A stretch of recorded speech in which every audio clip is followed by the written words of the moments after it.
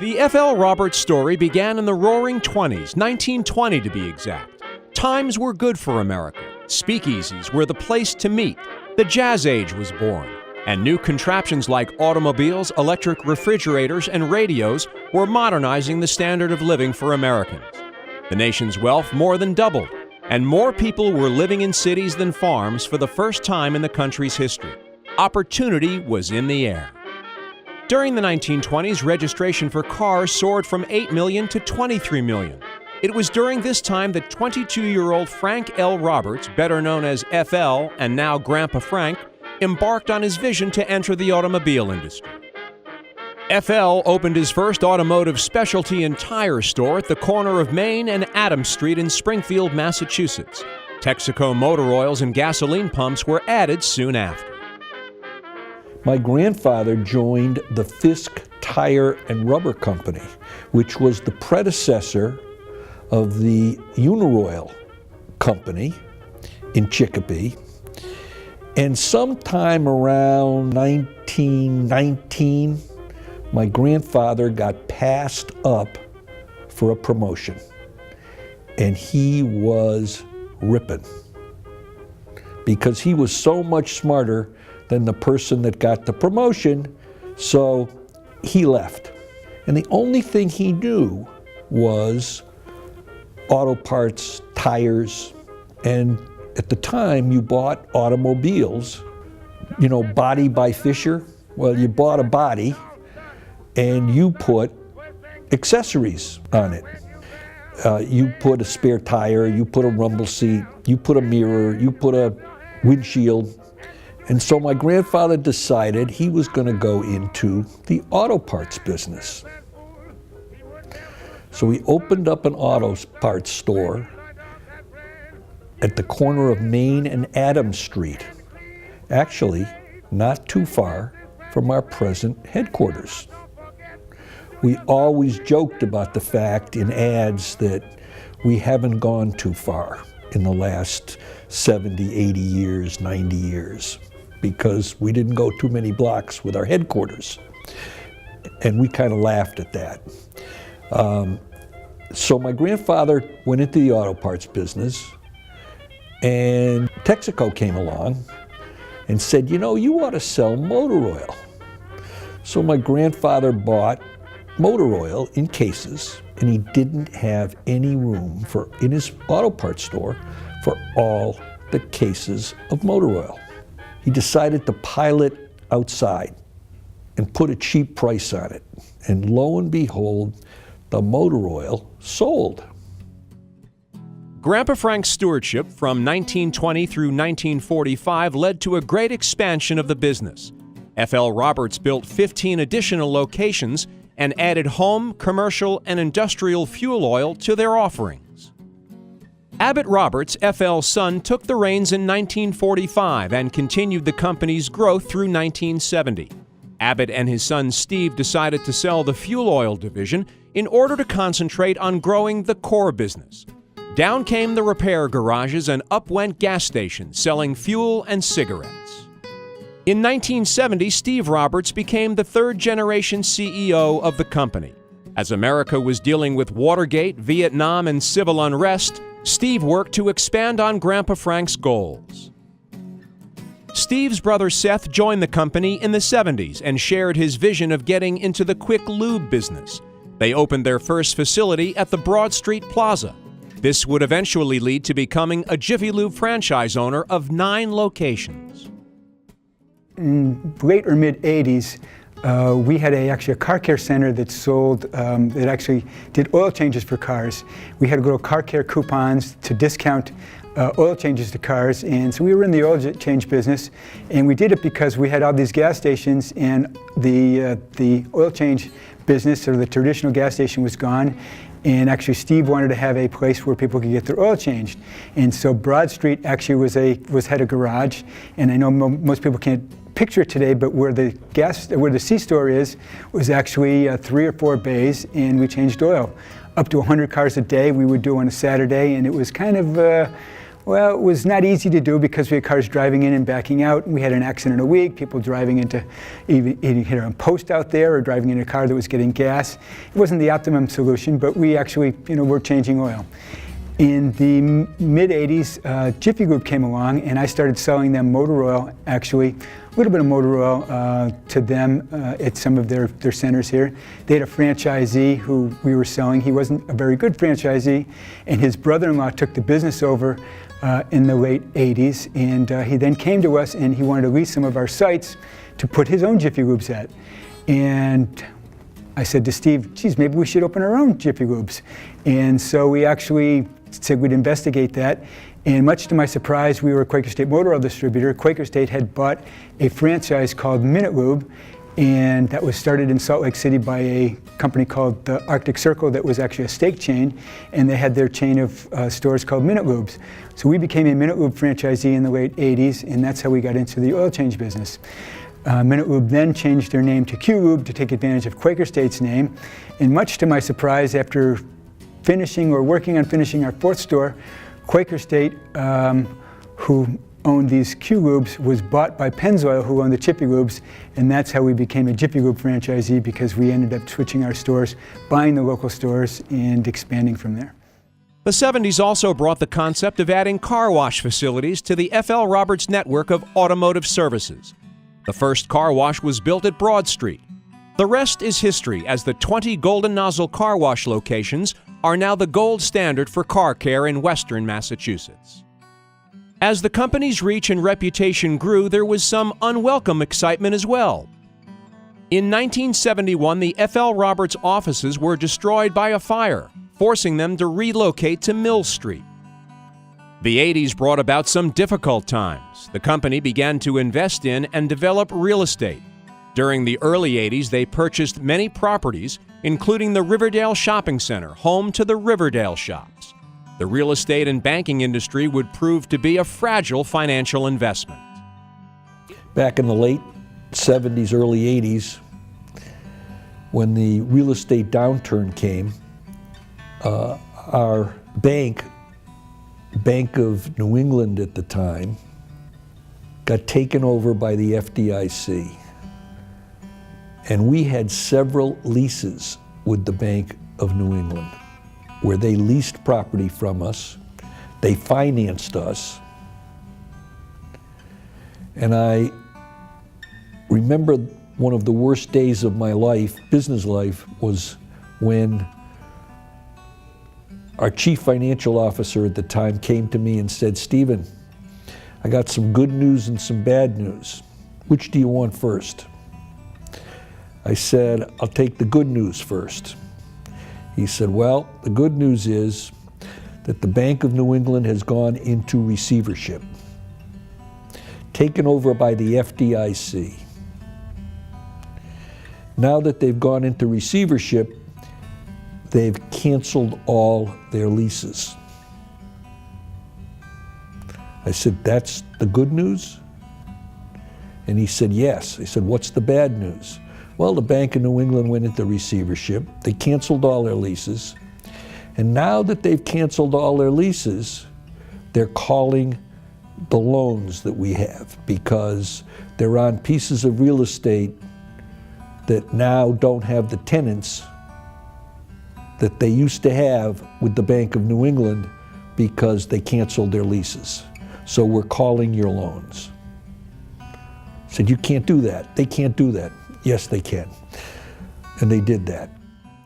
It would have been easy for Steve to declare F.L. Roberts in bankruptcy and wash his hands of the debt. But that's not the way he operated. He was a man of his word. The company needed his steady leadership to muscle their way through difficult times. I was reflecting a little bit upon my years knowing and being with Steve on projects. I want to say, back in the late 80s, we went through a real downturn in the economy. I saw Steve at a time when he was very vulnerable. A man of lesser quality, lesser stature, would have kind of let the things go by the wayside. But he struggled with his company to make sure that it was successful. He didn't let go. It was a lot of pain. I saw it in his eyes. I saw it so many times. but he was a man of true integrity. He knew that lives were depending upon this company, that there were so many people who worked for F.L. Roberts that would have been badly damaged. Their lives would have been damaged, perhaps to the point of unrecovery. And so he stuck through it, through thick and thin. And from that day on, I really have had a great respect for this man that we honor today. We're honoring the company, but the company wouldn't be anything if it didn't have that kind of leadership. In 1993, F.L. Roberts sold many of their stations to Sunoco to solve some financial challenges. Divesting of their real estate and focusing on their core business would eventually lead F.L. Roberts to become the regional leader in automotive services. When I think about working for F.L. Roberts, I feel like I have had an amazing experience, learning a lot about the family corporation. It's been an amazing experience. It's been humbling, and it's made me very, very proud to be a part of the family, of the business for 10 or so years. I have never been more proud of my father and of the family. And being part of such a legacy has been an amazing experience. No matter the business climate, F.L. Roberts as a company believes in improving the communities in which it does business. Giving back was important to the Roberts family. It wasn't just about donations, but rather contributing time and effort in leading community projects. Steve has been a real mover and shaker in this community for as long as I can remember. He's very active in civic affairs, and he's very well respected in the business community. Steve's work ethic is incredible. I've seen him coming from work on Saturdays while I was out enjoying myself, coming from work on Sundays while I was out enjoying myself. And he works 7 days a week, every week, because his wife wants him to. He is amazing when it comes to business. He is going to invent a new game called Gasopoly for gas stations and convenience stores, because his greatest charge in life, besides his family, is acquiring another gas station. Me, I'd rather get a new set of golf clubs, but what can I tell you? That's Steve. As a matter of fact, Steve once tried to play golf so he could relax. And I was shocked to see him over at Crestview Country Club actually taking lessons. And I saw him over there a couple of times, and I was on the practice range next to him when the pro said, "Mr. Roberts, I'll tell you what, I'll pay you not to take any more lessons." Steve Roberts has meant a great deal to the Springfield community. He has always been someone to step up to the plate, to give to charities, to be involved, to put his name on the bottom line, and to be supportive of the entire community and making it a better place in which to live and work. I'm honored to know him, and I don't wash my car, I bathe it at his wonderful car washes, and I get my gas at his stations because, you know, it's top quality, just like Steve. During the 90s and early 2000s, F.L. Roberts continued to expand its car wash and quick lube services. They held true to their promise to be your friend on the road. In September of 2010, F.L. Roberts purchased back 12 of the stations they previously sold to Sunoco. This was a significant turning point for the company, as they expanded their portfolio of gas station convenience stores to 29. Today, the F.L. Roberts team continues to lead the way by leading initiatives in the convenience store business and adding service offerings to their Golden Nozzle car wash and Jiffy Lube locations. They are proud to have more raving fans, including over 220,000 Rewards Plus loyalty members. F.L. Roberts recently partnered with Big Y to create the first Big Y Express in Lee, Massachusetts. Now a fourth-generation F.L. has joined the operation, with Frank L. Roberts heading up the wholesale division. And it was with great, I guess, pride and pleasure that my son came to work for us. And we decided that he was actually going to take over the wholesale business. And so I basically taught him the ropes of the wholesale business. And I retired, and he took my job, my car, and my office. And he's made me look like I didn't know what I was doing. He's expanded the business so much that I guess I'm proud of him. It's somewhat embarrassing me that he's made this business grow so large compared to what I had, but I think I gave him a good base. Remember when I first started coming back to the business after I'd been to college and decided I was going to come back and work for the company. This is just a great memory. I was staying at my parents' house because I didn't have a place to live yet, and I was training at our Agawam station. And I was scheduled to open the store, and I think the store opened at 5 a.m. at that time. So I'm driving out of Long Meadow at 4 a.m., and I'm following in this gray Audi at 4:15 a.m. And I said, man, that really looks like Steve's car. But it's 4:15, it can't be Steve's car. And so I said, I gotta figure this out. So 4:15 in the morning, I'm driving 85 miles an hour just to drive up next to him to see if it's him. And of course, obviously it's Steve Roberts going into the office at 4:30 in the morning. And that was a good first lesson after a week of working that, hey, this is not gonna be easy to prove myself in this company when after 35 years or 40 years of working for FL Roberts, he's still coming in at 4:30 in the morning. But it's been fun, and one of the things I can say is my father and my uncle have always been fantastic and supportive of me. And you know, some family businesses, people always say, oh, it's tough to get along with your father, with your uncle, with your family. And to be honest, those were the two people that I never had any problems with. They were always incredibly supportive, and working for a family business for me has been fantastic. And I feel like the luckiest guy in the world sometimes to have the opportunity that I have. Today, FL Roberts is the largest independent petroleum marketer in Western Massachusetts. Their network of automotive service companies includes 28 convenience stores, 20 car washes, 9 Jiffy Lubes, 2 truck refueling centers, and the famous Waitley Diner, featured in the 1999 movie In Dreams. From 1920 to 2015, it has been an exciting history full of challenges, achievements, and teamwork. The future looks bright. FL Roberts treasures its history, remembers its past, and looks forward to the next 95 years of serving the community.